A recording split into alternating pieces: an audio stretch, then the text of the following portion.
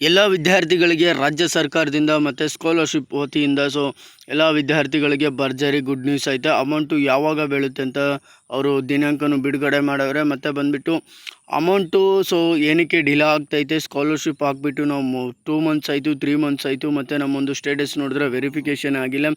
Post D B T ಅಂತ ಐತೆ, ಬಂದುಬಿಟ್ಟು ಅಮೌಂಟು ಶಾಂಕ್ಷನ್ ಆಗ್ತಿಲ್ಲ. ಯಾವಾಗ ಬೀಳುತ್ತೆ ಅಂತ ಎಲ್ರಿಗೂ ರಾಜ್ಯ ಸರ್ಕಾರದಿಂದ ಭರ್ಜರಿ ಗುಡ್ ನ್ಯೂಸ್ ಐತೆ ವಿದ್ಯಾರ್ಥಿಗಳಿಗೆ.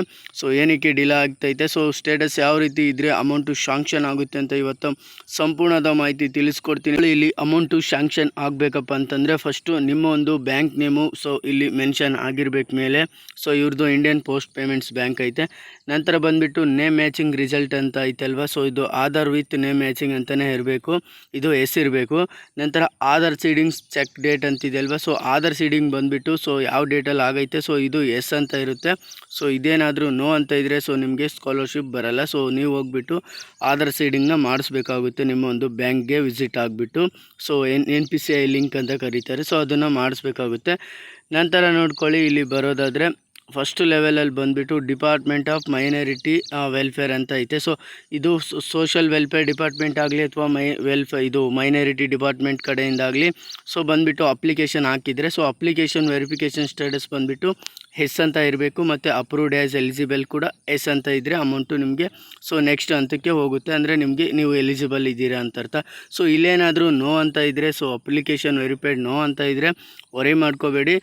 ನಿಮ್ಮ ಒಂದು ಸ್ಟೇಟಸಲ್ಲಿ ಏನೋ ಅಂದರೆ ರಾಂಗ್ ಆಗಿ ಫಿಲ್ ಮಾಡಿದ್ದೀರಾ, ವೇಟ್ ಮಾಡಿ. ಇದು ವಿತಿನ್ 15 ಡೇಸಲ್ಲೇ ಬರಬೇಕು. ಇದು ಅಪ್ಲಿಕೇಶನ್ ಹಾಕಿ 15 ಡೇಸಲ್ಲೇ ಎಸ್ ಅಂತ ಬರಬೇಕು. ನೆಕ್ಸ್ಟ್ ನೋಡ್ಕೊಳ್ಳಿ, ಸೆಕೆಂಡ್ ಒನ್ ಲೆವೆಲಲ್ಲಿ ಬಂದುಬಿಟ್ಟು ಕಾಂಪೊನೆಂಟ್ಸ್ ಅಂದರೆ ಇದು ಬಂದುಬಿಟ್ಟು ಅಪ್ರೂವ್ಡ್ ಅಂತ ಆಗಬೇಕು. ಇದು ರಿಂಬೆಂಬರ್ಸ್ಮೆಂಟ್ ಅಮೌಂಟ್ ಅಂತ ಕರಿತೀವಿ. ಎಸ್ ಅಂತ ಆಗಿರಬೇಕು. ಮತ್ತು ಅಮೌಂಟು ಮೆನ್ಷನ್ ಆಗಿರಬೇಕು. ಮೇಲೆ ಅಪ್ರೂವ್ಡ್ ಆಸ್ ಎಲಿಜಿಬಲ್ ಎಸ್ ಇದ್ದರೆ ಆಟೋಮೆಟಿಕ್ಕಾಗಿ ಇಲ್ಲಿ ಅಮೌಂಟು ಮೆನ್ಷನ್ ಆಗುತ್ತೆ. ಮೆನ್ಷನ್ ಆದ ನಂತರ ಥರ್ಡ್ ಲೆವೆಲಲ್ಲಿ ಹೋಗುತ್ತೆ. ಇಲ್ಲಿ ಬಂದುಬಿಟ್ಟು ಪೋಸ್ಟ್ ಡಿ ಬಿ ಟಿ ಅಂತ. ಇಲ್ಲಿ ನೋಡ್ಕೊಳ್ಳಿ, ಇವ್ರದ್ದು ಅಮೌಂಟು ಮೆನ್ಷನ್ ಆಗೈತೆ, but post D B T ಆಗಿಲ್ಲ. ವೆಯ್ಟ್ ಮಾಡಬೇಕಾಗುತ್ತೆ. ಸ್ವಲ್ಪ ಅಮೌಂಟು ಇರಲ್ಲ ಅವ್ರ ಹತ್ರ, ಅಂದರೆ ಬಜೆಟು ಮಂಡನೆ ಆದಮೇಲೂ ಕೂಡ ಅವ್ರಿಗೆ ಅಮೌಂಟು ಅಲ್ಲಿ ಅಂದರೆ ಆ ಡಿಪಾರ್ಟ್ಮೆಂಟಲ್ಲಿ ಏನಾದರೂ ಅಮೌಂಟ್ ಇಲ್ಲ ಅಂತಂದರೆ ಅವರು ಪೋಸ್ಟ್ ಡಿ ಬಿ ಟಿ ಮಾಡಲ್ಲ. ಮೇಲಿಂದ ಅಮೌಂಟ್ ಬಂದರೆ ಡೈರೆಕ್ಟಾಗಿ ಪೋಸ್ಟ್ ಡಿ ಬಿ ಟಿ ಅಂತ ಬರುತ್ತೆ. ಮತ್ತು ಅಮೌಂಟು ಎಷ್ಟು ಬೀಳುತ್ತೆ ಅಂತ ಬರುತ್ತೆ, ಸೆಂಟ್ರಲ್ದು ಮತ್ತು ಬಂದುಬಿಟ್ಟು ಸ್ಟೇಟ್ದು ಇಲ್ಲಿ ಮೆನ್ಷನ್ ಆಗುತ್ತೆ ಪೋಸ್ಟ್ ಡಿ ಬಿ ಟಿ ಅಂತ. ಪೋಸ್ಟ್ ಡಿ ಬಿ ಟಿ ಎಸ್ ಆಗೈತೆ, ಬಟ್ ಅಮೌಂಟ್ ಶಾಂಕ್ಷನ್ ಆಗ್ತಿಲ್ಲ ಅಂತ ಅನ್ನೋರ್ಗೂ ಏನು ಮಾಡಬೇಕು ಅಂತಂದರೆ ಇಲ್ಲಿ ನೋಡ್ಕೊಳ್ಳಿ, ಪೋಸ್ಟ್ ಡಿ ಬಿ ಟಿ ಆಗಿಬಿಟ್ಟು ಅಮೌಂಟ್ ಮೆನ್ಷನ್ ಆಗಿದ್ದರೆ ವಿತಿನ್ 15 ಡೇಸ್ ವೆಯ್ಟ್ ಮಾಡಿ.